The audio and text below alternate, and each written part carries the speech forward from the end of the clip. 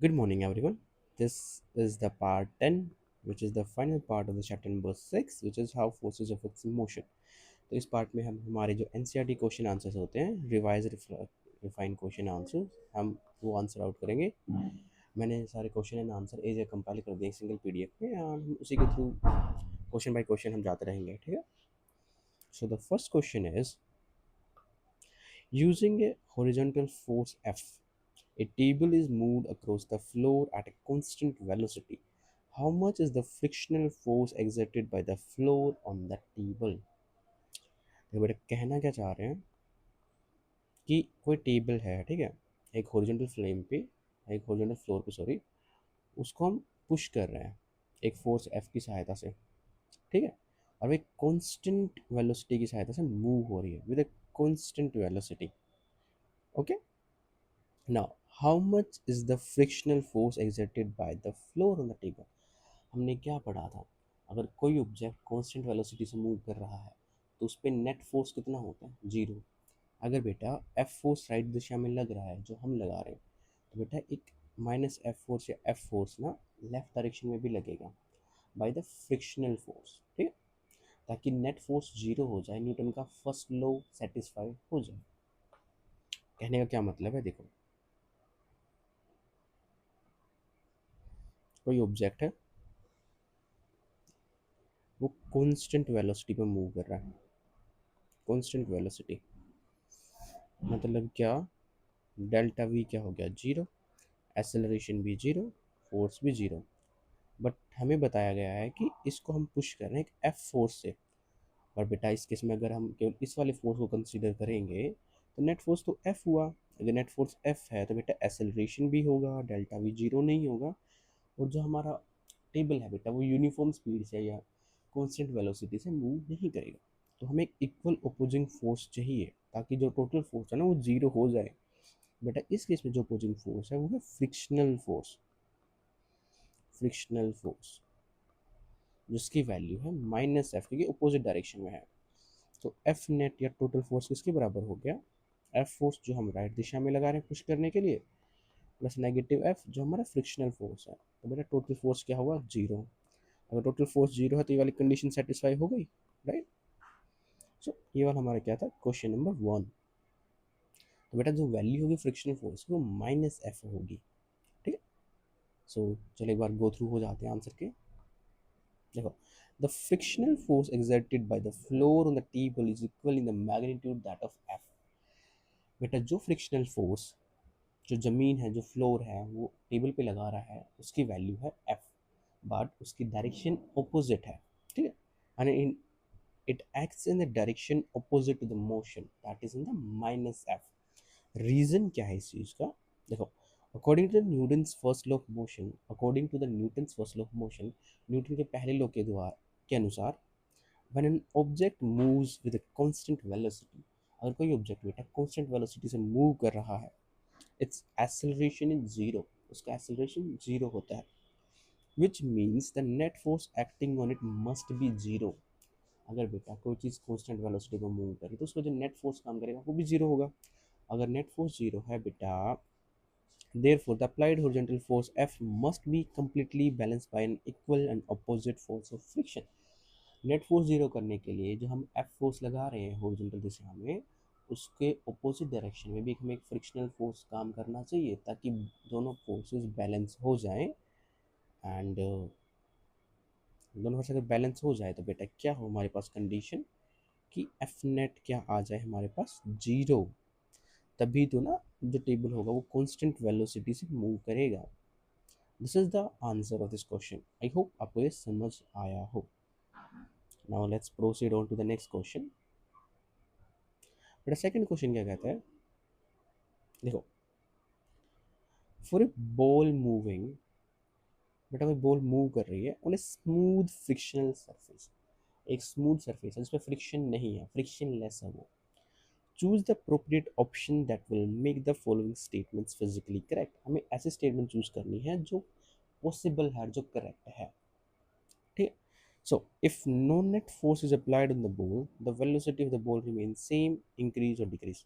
अगर मान लो बेटा कि opposing force नहीं है, ठीक है, अगर बॉल के ऊपर कोई फोर्स ना लगाया जाए एक्सटर्नल, ठीक है, तो उस केस में जो वेलोसिटी होगी बेटा उस बॉल की क्या रहेगी, सेम रहेगी, इंक्रीज होगी, डिक्रीज होगी। ये वाला करेक्ट आंसर है, बिकॉज भाई न्यूटन का फर्स्ट लॉ क्या कहता है, अगर किसी ऑब्जेक्ट पे नेट फोर्स जीरो होता है तो वो एक कांस्टेंट वेलोसिटी से मूव करता है, या जीरो उसकी वेलोसिटी होता है, वो रेस्ट पे होता है, ठीक है, तो इस केस में वो मूव कर रहा है बट वेलोसिटी क्या रहेगी, कांस्टेंट, ठीक।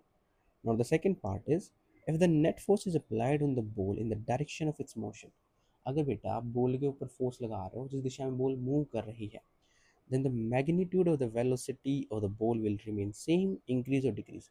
बेटा इस केस में क्या होगा, एक बॉल मूव कर रही है इस कांस्टेंट वेलोसिटी से इस दिशा में, आपने एक एक्स्ट्रा फोर्स लगा दिया, तो बेटा क्या होगा, बॉल की वेलोसिटी इंक्रीज होगी किस डायरेक्शन में, इन the direction of applied force. ये न्यूटन का कौन सा लॉ है, second law of motion, velocity increases, right. तो इस केस में राइट आंसर क्या है बेटा आपका, velocity will increase. The third is, देखो velocity is increase remains same. The third is, if the net force applied on the ball is in the direction opposite to the direction of motion। अब हम क्या कहना चाह रहे हैं, जब ball move कर रही बेटा, ठीक है, मानो बॉल इस दिशा में मूव कर रही राइट डायरेक्शन में, ठीक है, तो आप उस पर एक फोर्स लगाते हो जो लेफ्ट की तरफ है, जो अपोजिंग फोर्स है, जस्ट लाइक फ्रिक्शन, ठीक है, तो बेटा क्या होगा, वेलोसिटी कम होगी, सेम रहेगी, इंक्रीज होगी, तो बेटा इस केस में क्या होगा, वेलोसिटी डिक्रीज होगी, कि भाई जो डायरेक्शन ऑफ मोशन है वो ऑपोजिट है in comparison to the force जो हमने लगाया है, ठीक है, तो वेलोसिटी क्या होगी बेटा, डिक्रीज होगी। इनकी डेफिनेशन है, if no note net force is applied on the ball the velocity of the ball remain same, Newton का फर्स्ट लॉ। अगर हम बॉल पर फोर्स लगाते हैं and if it's in the direction of the motion then velocity का magnitude increase होता है, अगर एक्सटर्नल फोर्स की direction opposite to the direction of motion होता है तो वेलोसिटी की स्पीड या वेलोसिटी बॉल की वेलोसिटी स्पीड डिक्रीज हो जाएगी। बेटा ये था हमारा question number 2। Let's move on to the next question. वो क्या कहता है, देयर टू ब्लॉक्स पी और Q blocks on a smooth horizontal surface. दो ब्लॉक हमारे पास रखे हैं, एक पी है एक क्यू है, एक स्मूथ हॉरिजॉन्टल सरफेस पे, ठीक है। The two forces of magnitude 5 newton and 4 newton are acting, 4 newton 5 newton का फोर्स एक्ट कर रहा है पी ब्लॉक पे, while q is at the rest, sorry, while q is moving with a constant velocity, और q की velocity बेटा constant है। देखो हमारे पास दो बक्से हैं, एक है P एक है Q। P पे दो फोर्स काम कर रहे हैं, 5 राइट डायरेक्शन में 5 न्यूटन का फोर्स, 4 न्यूटन का फोर्स लेफ्ट डायरेक्शन में, और Q हमारे कांस्टेंट वेलोसिटी से मूव कर रहा है। तो हमें क्वेश्चन का आंसर देना है कि which of the following statement is और आर करेक्ट, इनमें से कौन सी स्टेटमेंट बेटा करेक्ट है। P experience a net force, Q does not experience a net force। बेटा P के ऊपर एक नेट फोर्स है, यस, राइट साइड ज़्यादा है लेफ्ट साइड कम है, तो नेट कितना है, larger minus smaller, that is 1 Newton. अगर कोई बॉडी रेस्ट, अगर बॉडी कॉन्स्टेंट वेलोसिटी से मूव कर रही है तो उसका फ्रिक्शन क्या होगा, सॉरी उसका फोर्स क्या होगा, जीरो, न्यूटन का फर्स्ट लॉ कहता है।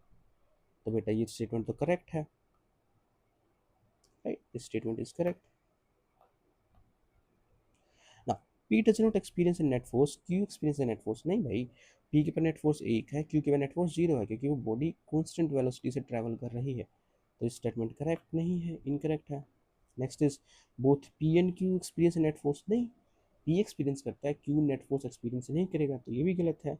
ना इधर P और Q एक्सपीरियंस नेट फोर्स, भाई दोनों ही नेट फोर्स एक्सपीरियंस नहीं करते, नहीं भाई, P के ऊपर नेट फोर्स है 1 न्यूटन का राइट डायरेक्शन में, तो केवल स्टेटमेंट पहले वाली करेक्ट है, ठीक है।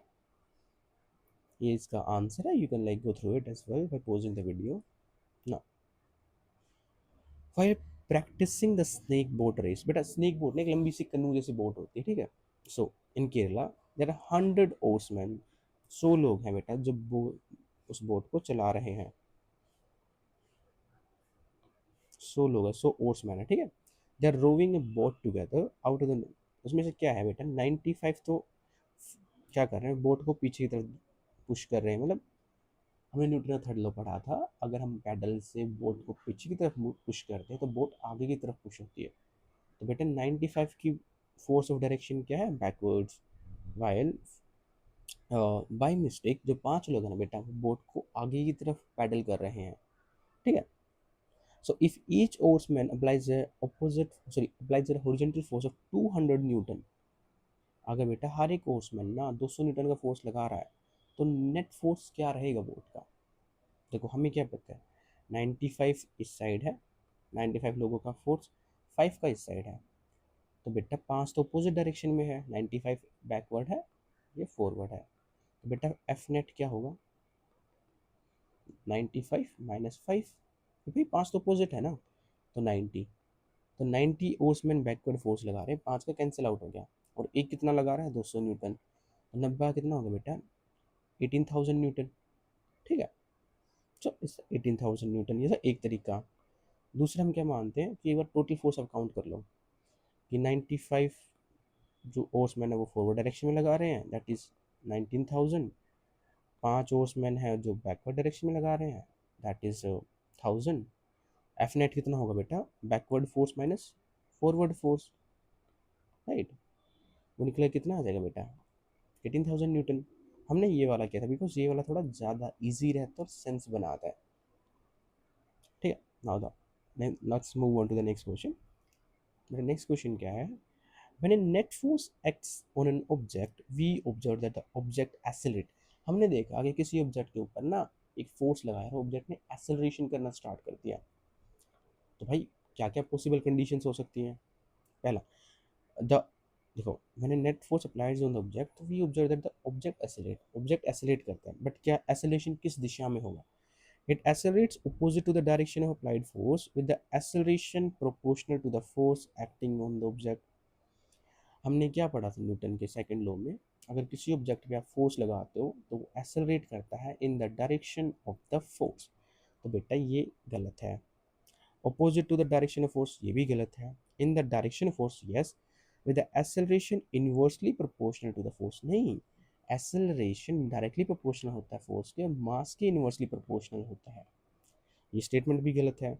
सो the object accelerates in the direction of force, yes, with its acceleration proportional to the force acting on the object. हाँ बेटा, ये वाली स्टेटमेंट ही करेक्ट है। जब भी किसी ऑब्जेक्ट पे आप एक्सटर्नल फोर्स लगाओगे तो वो एक्सेलरेट होगा जिस दिशा में फोर्स लगा है उसी दिशा के अंदर। ठीक है, ये उसकी एक्सप्लेनेशन है। Excuse me. Now we have position time graph for 4 objects A B C D, they're moving along a straight line for a given graph. Okay, there is an object A, B, C and D, उनका ना motion हो रहा है along the straight line. तो देखो इनमें से हमें बताना है कि इनमें से किस पे नेट फोर्स काम कर रहा है। पहला है ऑब्जेक्ट ए, इसका पोजीशन टाइम ग्राफ है, इसका slope delta position delta time, वो क्या होगा? Delta v equals to slope. हमने क्या बोला था? अगर स्ट्रेट लाइन ग्राफ होता है ना बेटा, उसकी वेलोसिटी कांस्टेंट होती है, तो बेटा अगर वेलोसिटी कांस्टेंट तो एफ इक्वल्स टू जीरो। इसमें इसकी पोजीशन ही चेंज नहीं हो रही भाई, पोजीशन कांस्टेंट है, तो इसमें वेलोसिटी ही जीरो है, ये ऑब्जेक्ट रेस्ट पे है। अब देखो इसकी पोजीशन और टाइम चेंज हो रहा है बट नॉन यूनिफॉर्मली चेंज हो रहा है, जितना स्लोप यहाँ था उतना यहाँ नहीं है, यहाँ पे और ज़्यादा है, तो ये एक्सेलरेशन हो रहा है यहाँ पे। एक्सेलरेशन में ना कभी स्ट्रेट लाइन नहीं आती पोजीशन टाइम ग्राफ की, ऑलवेज रिमेंबर। अगर यहाँ पे एक्सेलरेशन हो रहा है तो फोर्स भी काम करेगा ना। एक और चीज़ देखो, अब क्या है, ये भी स्ट्रेट लाइन ग्राफ बेटा, ये भी स्ट्रेट लाइन है और स्ट्रेट इसका भी स्लोप सेम ही है। अगर आप यहाँ का स्लोप देखोगे, इस लाइन का स्लोप देखोगे बेटा, सेम है, स्लोप सेम है, तो डेल्टा वी भी सेम होगा, डेल्टा वी जीरो होगा, तो फोर्स भी जीरो होगा। ठीक है, तो क्यों जो थर्ड वाला ऑब्जेक्ट है बेटा वो एक नेट फोर्स एक्सपीरियंस कर रहा है। ठीक है, the slope of the position time graph gives the velocity. ठीक है, object A and D they both have straight line graph, constant slope, constant velocity, acceleration zero. C is a curved line which means the slope is changing with the time and it's a non-zero force is acting on it. और last वाला graph ना थोड़ा difficult होता है लोगों को समझना कि कैसे इस पे स्लोप सेम है, तो इसकी बात कर लेते हैं एक बार ना। हाँ, तो बेटा वो ग्राफ कैसा है? ऐसा देखो, एट टाइम ज़ीरो मान लेते हैं 1 2 3 4, 1 2 3 4, 1 2 3 4, 10 20 30 40, ये आपका पोजीशन है मीटर में, मीटर, ये आपका टाइम है सेकंड में। देखो एट टाइम 0 उसकी पोजीशन 40 है, मतलब कहने का क्या टाइम मतलब है इस चीज़ का, देखो एक बार, ये आपका पॉइंट ऑफ रेफरेंस है, पॉइंट ऑफ रेफरेंस ये 0 है, 10 20 30 40 50 100 स्ट्रेट रोड आपका 10 मीटर 20 मीटर 30 40 50, तो आपकी गाड़ी ने मूव करना स्टार्ट किया ऐसे, वो 40 पे आके रुक गई। आप हर देख रहे हो हर सेकंड में गाड़ी ना 10 10 मीटर ट्रैवल कर रही है, तो अगर आप इसका पोजीशन टाइम ग्राफ निकालोगे ना बेटा, तो स्ट्रेट लाइन आएगा। जो हमारा पहला वाला केस है, ये वाला जो हमारा, just give it a second, जो हमारा ये पहले वाला केस है, ठीक है, वो आएगा जब आप रेफरेंस पॉइंट से दूर मूव कर रहे हो, ठीक है। अब आप क्या कर रहे हो, अब आप 40 पे पहुंच गए, अब आप वापस रेफरेंस पॉइंट की तरफ आना स्टार्ट कर रहे हो, ठीक है। आपकी पोजीशन टाइम 0 पे कितनी है 40, टाइम 1 पे कितनी है 30, 2 पे कितनी है 20, 3 पे कितनी है 10 एंड 4 पे कितनी है 0। इसको अपलोड करें, जो है वही पहला पॉइंट यहाँ है, दूसरा यहाँ है, तीसरा यहाँ है, चौथा यहाँ है। इसका स्लोप निकालते हैं, चलो delta we by delta T, ये पॉइंट लेते हैं 30 माइनस 40 1 माइनस 0, बेटा कितना आया -10 मीटर पर सेकेंड। आगे वाला स्लोप का कितना आएगा 50 माइनस 40 बटा 1, मतलब 2 माइनस 1 -10। तो आप देख रहे हो इसकी वेलोसिटी कांस्टेंट है बेटा, -10 का मतलब क्या है, उसकी डायरेक्शन चेंज हो गई है गाड़ी की मूव करने की, बट वेलोसिटी तो कांस्टेंट है ना, velocity is constant, velocity is constant here. So delta we क्या होगा 0 और फोर्स भी क्या होगा 0। तो always remember straight line position time graph, position time graph have a constant velocity, have a constant velocity and f net equals to 0, ठीक है, यही क्वेश्चन था हमारा। Now let's move on to the next question. देखो question क्या है, इस sailor jumps out from sailor jumps out from small boat to the shore। एक मछुआरा है कोई भी एक, ठीक है, वो क्या करता है अपनी बोट से ना, जो हमारा किनारा होता है ना उस पर जंप करता है ऐसे ऐसे। This person is the showman, okay, या फिर जो हमारे तट के साइड जो लोग रहते हैं वो। So a sailor jumps from, the sailor jumps forward when the boat moves, और if yes in which direction and why. तो ये क्वेश्चन क्या कहना चाहता है बेटा, कि जो हमारा मछुआरा है या जो तट पे रहने वाले लोग हैं, ठीक है, अगर वो अपनी बोट से एक किनारे के ऊपर जंप करता है फॉरवर्ड दिशा में, आगे की दिशा में, तो क्या बोट मूव करेगी, अगर करेगी तो किस दिशा में। तो यहाँ पे न्यूटन का थर्ड लॉ काम आएगा बेटा। देखो इंसान जंप करने के लिए क्या कर रहा है, बोट को पीछे तरफ धकेल रहा है बैकवर्ड, तभी वो आगे की तरफ जंप कर पा रहा है, राइट। तो जो बेटा उसी फोर्स से ना बोट इसको फॉरवर्ड धकेल रही है, इसका फुट बोट को बैकवर्ड धकेल रहा है, तो बेटा बोट ना बैकवर्ड दिशा में मूव करेगी। Yes the boat will move in the backward direction which is away from the shore, किनारे से दूर। रीजन क्या है इसका, to jump forward on to the shore, अगर हमें किनारे पे जंप करना है बोट से, the sailor needs to exert the force with his feet in the backward direction. उस इंसान को अपने फुट की सहायता से, पैर की सहायता से ना एक बैकवर्ड फोर्स, बोट को बैकवर्डली पुश करना पड़ेगा, और उसी इक्वल फोर्स से जो बोट है वो उस मछुआरे को, इस इंसान को फॉरवर्ड पुश करेगी, आगे की तरफ धकेलेगी, ठीक है। simultaneously the boat will exert an equal and opposite force on the person, okay। so देखो अभी इंसान ने बोट को बैकवर्ड पुश किया जंप लेने के लिए, कूदने के लिए, तो क्या होगा, boat is like freely floating on the water, boat ना पानी पे तैर रही है, वहाँ पे फ्रिक्शन इतना ज़्यादा है नहीं। तो क्या होगा बेटा, जो बैकवर्ड फोर्स ऑफ एक्शन लगाया है ना इस इंसान ने, उससे आपकी बोट ना पीछे वाटर में धकल जाएगी, ठीक है, पीछे वाटर में पुल, पीछे वाटर में पुश हो जाएगी, ठीक है, एक्सपेल हो जाएगी। ये इंसान जंप करने के लिए बैकवर्ड फोर्स लगाता है, बोट उतना ही फॉरवर्ड फोर्स इस इंसान पे लगाता है, इसकी सहायता से इसको जंप हो जाएगा। बट जो इसने फोर्स लगाया ना बेटा, वो बोट में ट्रांसफर हो जाएगा और बोट पीछे की दिशा में मूव करेगी। तो यही न्यूटन का थर्ड लॉ है और यही इस क्वेश्चन का आंसर भी है। Now let's move on to the next question. So during a high jump event a landing mat, ठीक है, और sand bag is placed for the athlete to fall upon. Why? बेटा जब भी आपने हाई जंप देखा होगा ना, तो जब भी इंसान लैंड करता है, जंप करता है ना, वेरी हाई जंप पोजीशन से, ज़्यादा हाइट से, तो एक लैंडिंग मैट होता है, एक सॉफ्ट मैट होता है, या फिर यहाँ पे मिट्टी होती है, सॉफ्ट मिट्टी। क्यों? तो बेटा यहाँ पे वही टाइम ऑफ इम्पैक्ट एसेलरेशन वाला कॉन्सेप्ट आएगा, जिसे हम बॉल कैच करने के लिए हाथ को पीछे मूव करते हैं, वही। So it's based on the Newton second law of motion, force and momentum. Reason क्या है? When an athlete falls from a height, जब कोई एथलीट एक हाइट से गिरता है, they have a very large amount of downward momentum और force. उनके पास ना एक डाउनवर्ड मोमेंटम बहुत ज़्यादा होता है, ग्रेविटेशनल पुल बहुत ज़्यादा होता है भाई। Upon landing their velocity must be reduce to zero. जब वो लैंड हो गए बेटा मैट पे, उनकी वेलोसिटी जीरो करनी है हमें।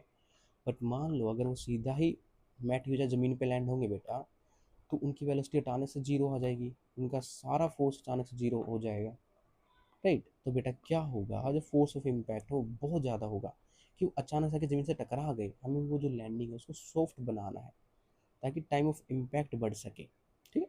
द सॉफ्ट फॉर्म और mat is used, right, to increase the time taken for the athlete to come to a complete stop. हमें क्या करना है, हमें टाइम ऑफ इम्पैक्ट या टाइम ऑफ स्टॉप इंक्रीज करना है।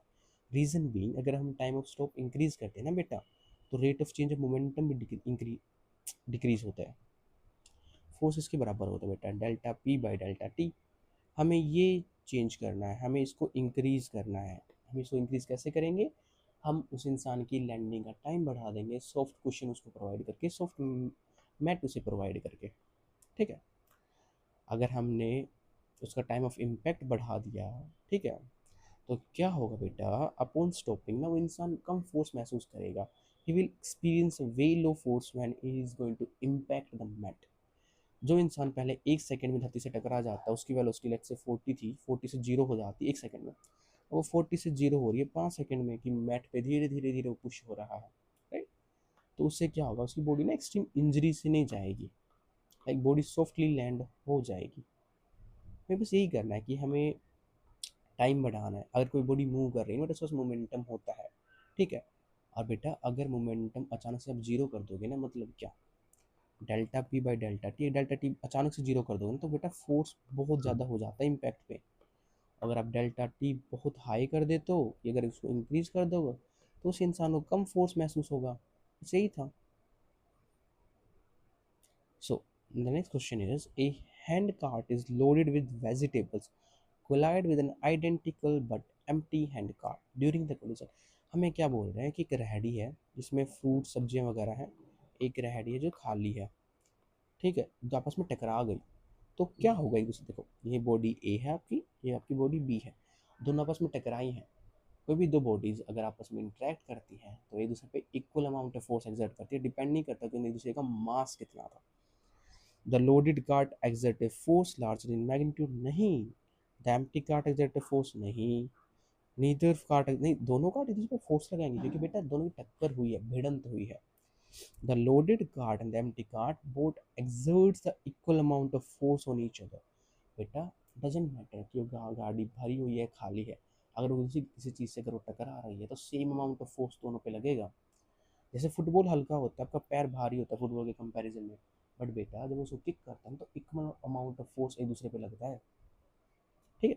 So the loaded cart and the empty cart both will exert an equal magnitude of the force on each other, yes। इसका reason क्या है, देखो, according to the Newton's third law of motion, जो आपका action and reaction force होता है बेटा, वो हमेशा इक्वल होता है, ठीक है।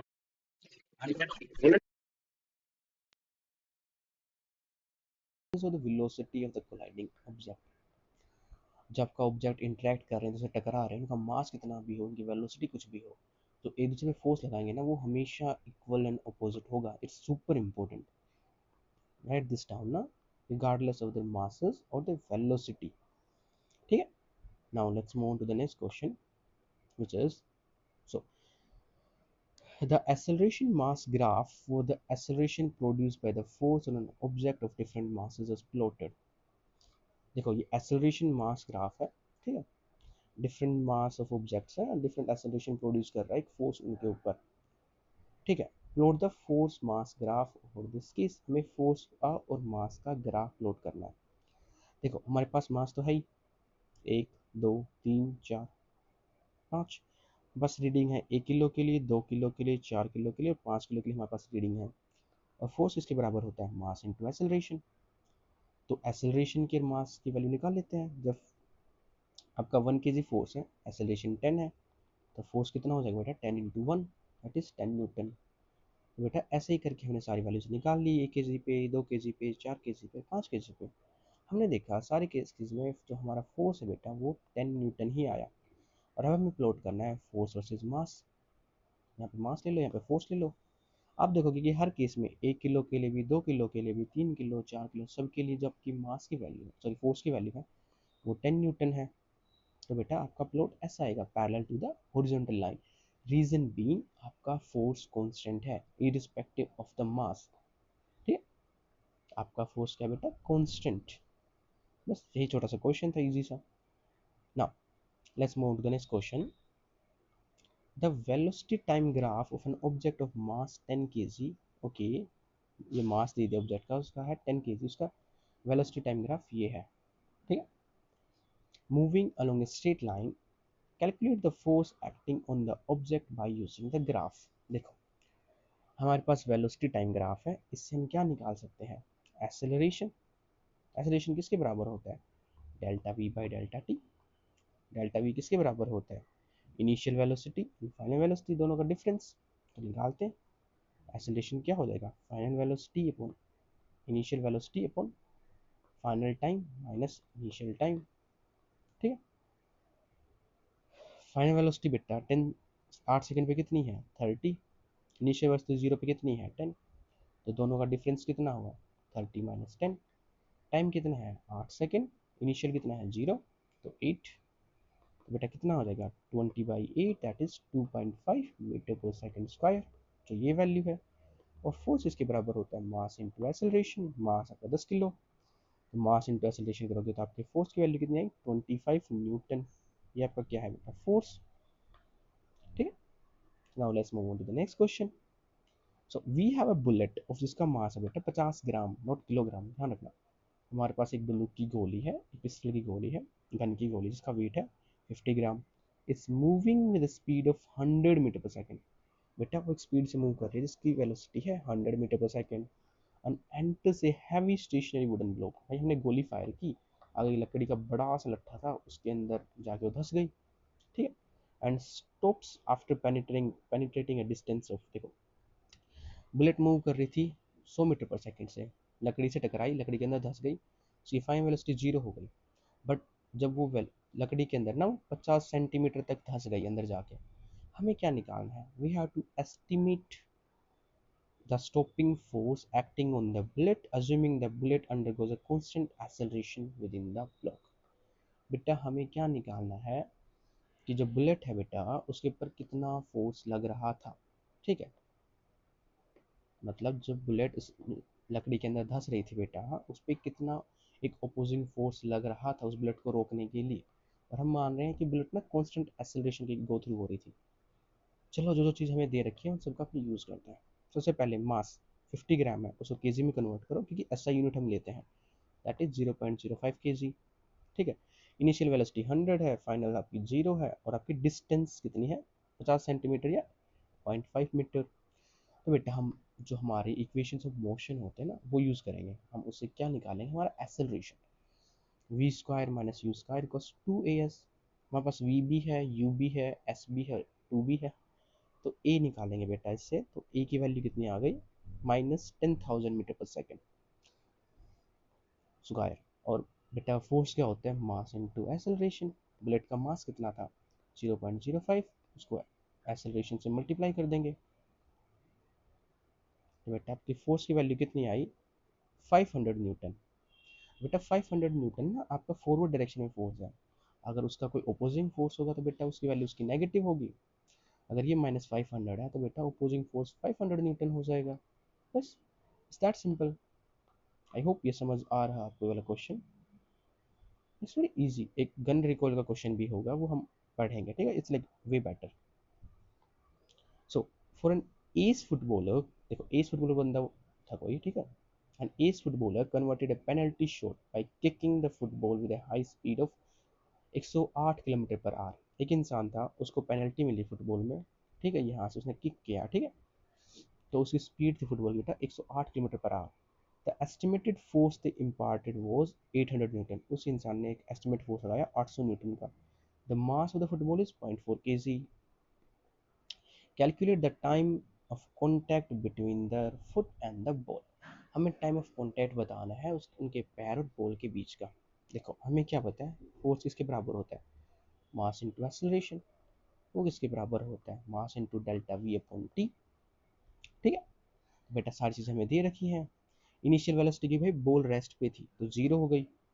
फाइनल वेलोसिटी कितनी हो गई 108 किलोमीटर पर आवर, उसको मीटर पर सेकंड में कन्वर्ट कर लो, 1000 से गुना 3600 से डिवाइड, तो ये आ जाएगा बेटा 30 मीटर पर सेकंड, ये आपकी फाइनल वेलोसिटी है, ठीक है। आपका एक्सेलरेशन क्या होता है, final minus initial by time, ठीक है। तो बेटा सब कुछ तो हमें दे ही रखा है, हमें बस इक्वेशन में पुट करना है, ठीक है। फोर्स कितना है 800 में, मास कितना 0.4, ये कितना है 30 minus zero upon T, T किसके बराबर हो जाएगा बेटा 0.4 इंटू 30 बाई 800, मेरा टाइम की वैल्यू आ जाएगी आपकी 0.015 सेकेंड और 15 मिली सेकेंड, ये वाला। So it's that simple. तो बेटा फुटबॉल में और जो प्लेयर ने उसको किक किया ना, जितना फोर्स इम्पार्ट किया वो केवल उसने ना 15 मिली सेकंड में इतना फोर्स इम्पार्ट कर दिया ना, जीरो से लेके 800, तो बहुत ज़्यादा एक्सट्रीम फोर्स इम्पार्ट कर दिया उस इंसान ने केवल 15 मिली सेकंड में। तो बेटा नेक्स्ट क्वेश्चन पे मूव ऑन करते हैं।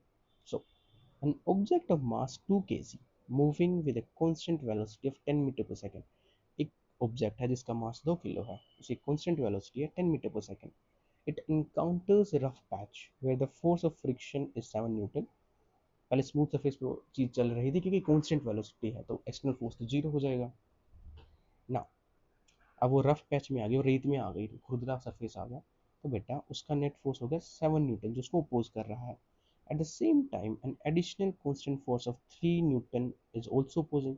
बेटा 7 फ्रिक्शन का लग रहा है और एक 3 एडिशनल फोर्स और लग रहा है उसके अपोजिट डायरेक्शन में, and opposing to the motion of the object, and after entering the rough patch how much distance does the object travel before coming to the rest।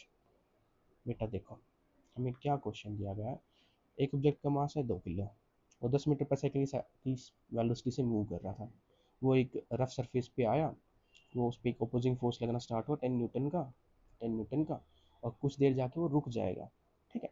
तो कितनी दूर जाके वो रुकेगा हमें वो बताना है, ठीक है। चलो हर एक चीज़ राइट डाउन करते हैं और आंसर करने की ट्राई करते हैं, ठीक है ना। मास 2 किलो है, इनिशियल वेलोसिटी 10 मीटर पर सेकंड है, फाइनल क्योंकि रेस्ट पे आ गया तो जीरो है।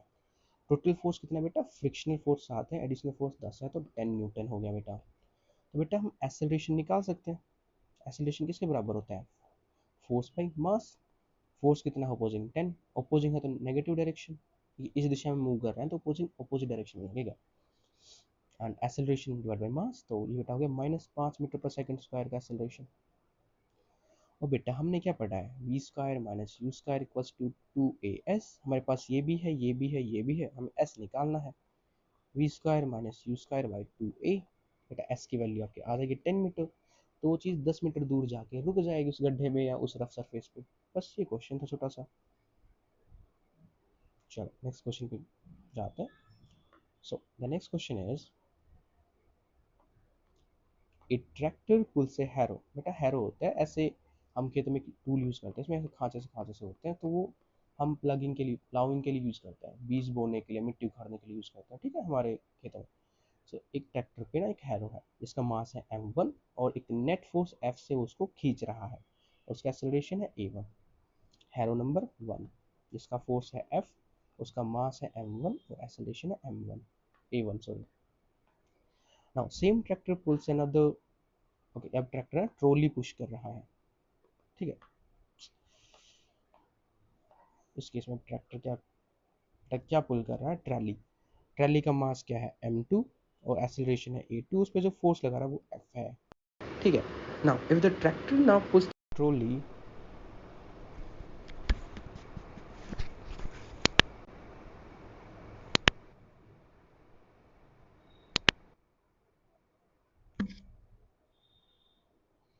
सो द क्वेश्चन इज, पहला ट्रैक्टर एक हैरो को पुश कर रहा था जिसका मास सेम फोर्स से एफ फोर्स से एंड एक्सेलरेशन a1 था। अब ट्रैक्टर एक ट्रॉली पुश कर रहा है जिसका मास पुल कर रहा है जिसका मास है m2 और एक्सेलरेशन है a2। अब ट्रैक्टर क्या कर रहा है, अब ट्रैक्टर ना एक ट्रॉली के अंदर ना हैरो रख के पुल कर रहा है। अब ट्रैक्टर ट्रॉली एक साथ मिलकर पुल कर रहा है, वो किस फोर्स से, एफ से, ठीक है। Now we have to obtain an expression for the resulting acceleration in terms of a1 and a2 और फ्रिक्शन हमें जीरो कंसीडर करना है। बट यही एग्जांपल है जब हम सिस्टम्स को कंबाइन कर देते हैं। जब हम हैरो की बात करते हैं उसमें भी एफ फोर्स लग रहा है, उसका मास m1 है, एक्सेलरेशन a1 है। m1 किसके बराबर हो गया बेटा, f by a1। Second case में m2 किसके बराबर हो गया, f by a2, f by a2। और अब क्या है, दोनों चीज़ें कंबाइन कर दिया आपने, तो m1 प्लस m2 किसके बराबर हो गया बेटा आपका, f by a1 plus f by a2, ठीक है। अगर आप इसको अच्छे से लिखना चाहते हो तो ये ऐसे इसका दोनों का वो ले लेते हैं LCM, a1 a2, a2 plus a1, ठीक है। नाउ अब आपको टोटल एसिलेशन निकालना है भाई। अब कंबाइंड एसिलेशन क्या होगा, f बाई टोटल m को कैपिटल M से लिख दिया, f by capital M, a2 plus a1 by a1 a2। तो बेटा इसको एडजस्ट करोगे तो इक्वेशन ये आ जाएगी कि जो a1 इंटू a2 है वो ऊपर चला जाएगा, a1 प्लस a2 नीचे रह जाएगा। दिस ये सेम इक्वेशन हम वहाँ भी पढ़े थे ना जब हम सिस्टम्स को कंबाइन कर रहे थे, ठीक है। तो ये रिलेशनशिप आ गई इन दोनों के बीच में, दोनों एक्सेलरेशंस के बीच में, ठीक है। जब दोनों बॉडीज को कंबाइन कर देते हैं उसका एक्सेलरेशन किसके बराबर होगा, दोनों के एक्सेलरेशन का multiplication divide by a1 plus a2, ठीक है। Now the next question is, when the pole of a bar magnet is brought closer to the magnetic compass. But एक मैग्नेटिक कंपास है, ठीक है, उसके पास ना एक बार मैग्नेट का पोल लेके आते हो। The bar magnet and the compass needle interact, क्योंकि दोनों मैग्नेट है बेटा तो दोनों इंटरेक्ट तो करेंगी and exert magnetic force on each other, जैसे एक दूसरे पे मैग्नेटिक फोर्स भी लगाएंगे जो इक्वल एंड अपोजिट होगा क्योंकि दो बॉडीज इंटरेक्ट कर रही हैं। As per the Newton's third law of motion the both forces are equal in magnitude and opposite in direction. दोनों फोर्सेज इक्वल इन मैग्नीट्यूड है और अपोजिट इन डायरेक्शन है। तो क्वेश्चन क्या बेटा, however the compass needle moves where the bar magnet does not move. Compass की needle move कर रही है बट बार मैग्नेट नहीं। तो वही एग्जांपल है कि जैसे फ्रूट अर्थ की तरफ गिरता है ग्रेविटेशन पुल के कारण, तो अर्थ फ्रूट की तरफ क्यों नहीं खींचती, रीज़न भी उनके मास में डिफरेंस है बहुत ज़्यादा, ठीक है, और एक सरफेस जिस पे वो अलाइंड है। देखते हैं, देखो, according to the Newton's third law of motion and second law of motion, equal forces, the bar magnet and compass needle, they will exert an equal amount of magnetic force on each other, ठीक है। और according to the second law of motion, acceleration किसके बराबर होता है बेटा, acceleration equals to F by m, F by m. भाई जो मैग्नेट होती है उसका मास जनरली लेट्स से 100 ग्राम से केजी तक हो सकता है, और जो आपकी नीडल है बेटा उसका ग्राम ना उसका 0.5 ग्राम टू मिनिमम 1 ग्राम तक। तो आप देख रहे हो अगर सेम फोर्स लेट्स से एक ही न्यूटन का फोर्स एक्सर्ट किया एक दूसरे के ऊपर, तो बेटा 1 न्यूटन का फोर्स, और मान लो कि जो आपकी मैग्नेट थी, ये आपकी मैग्नेटिक नीडल है कंपास की, उसमें कितना एक्सेलरेशन प्रोड्यूस हुआ, और आपका ये ग्राम है बेटा, ध्यान रखना इसको किलोग्राम में कन्वर्ट करना है, एक और जीरो फिर 5, बेटा उसका वेट हाफ ग्राम है नीडल का, ठीक है। तो it will be equals to 5 into 10 की पावर -4, और इसका क्या 0.5 kg है या 0.1 kg है क्योंकि 100 ग्राम है। तो बेटा इसका एक्सेलरेशन आया 10, इसका एक्सेलरेशन आया भाई बाई 5 2000। तो अब देख रहे हो डिफरेंसेस, देख रहे हो आप, जब सेम फोर्स आप अप्लाई कर रहे हो, एक नीडल है जिसका वेट बहुत लो है तो उसका एक्सेलरेशन एक्सट्रीमली हाई होगा। एक हाइपोथेटिकल एग्जांपल था जिसमें हम केवल 1 न्यूटन का फोर्स मान रहे हैं, एक दूसरे पे एक्सर्ट कर रहे हैं, वो उस केस में जो एक्सेलरेशन नीडल में बेटा वो 2000 आ रहा है, और जो मैग्नेट के अंदर एक्सेलरेशन आ रहा है बेटा वो 10 आ रहा है। तो like there is a very large differences in it. So the compass needle has an extremely small mass and it is balanced on a sharp nearly frictionless pivot। बेटा जो नीडल होती है ना उसके कंपास की ना, वो एक सुई के ऊपर टिकी होती है जिसपे ना फ्रिक्शन बहुत कम होता है और वो फ्रीली मूव कर पाती है। अब कोई हल्का से फोर्स पे आएगा बेटा ये डिफ्लेक्ट होने स्टार्ट हो जाएगी, right. The magnetic force produced by the large acceleration causing it to deflect noticeably. अब बेटा ये फ्रिक्शनल सरफेस पे पिवटेड है, इसका मास बहुत कम है, तो बेटा ये इजीली कोई भी स्मॉल फ्रिक्शन होगा, कोई भी स्मॉल फोर्स होगा ना, तो ये डिफ्लेक्ट होना स्टार्ट हो जाएगी, लेकिन डिफ्लेक्शन बहुत ज़्यादा होगा कि आप नोटिसबली इसको देख पाओगे. But when it comes to bar magnet बेटा, बार मैग्नेट का मास ना बहुत ज़्यादा होता है. So and there is a significant static friction between the bar magnet and the table surface. यहाँ पे आपने आपका वो रख दिया कंपास, यहाँ पे बार मैग्नेट है बेटा, तो बेटा बार मैग्नेट के पास ना सरफेस के साथ बहुत ज़्यादा एक्सट्रीम अमाउंट ऑफ फ्रिक्शन होगा, जो इतना ज़्यादा है कि वो डिफ्लेक्शन जो फोर्स, जिस फोर्स से जो हमारी मैग्नेटिक नीडल है हमारी बार मैग्नेट को पुल कर रही है, पुश कर रही है, वो शो ही ना हो. एक तो इसका मास हाई है, एक वहाँ पे फ्रिक्शन ज़्यादा है भाई. So the magnetic force is too small to overcome this friction, so the bar magnet remains at the rest. कहने का क्या मतलब बेटा, देखो कि नीडल कम फोर्स के, उस पर ज़्यादा एक्सेलरेशन लगेगा, ठीक है. दूसरी चीज़, उसमें फ्रिक्शन बहुत कम है तो ईजिली मूव की जा सकती है. बार मैग्नेट का मास ज़्यादा है तो एक्सेलरेशन बहुत कम होगा. और एक और चीज़, उसके ऊपर ना एक फ्रिक्शनल फोर्स काम कर रहा है, तो सरफेस पे मूव भी नहीं कर सकती अच्छे से. तो यही रीज़न था कि आप केवल डिफ्लेक्शन ना नीडल में शो करते हो कंपास की, बट बार मैग्नेट में शो नहीं करते.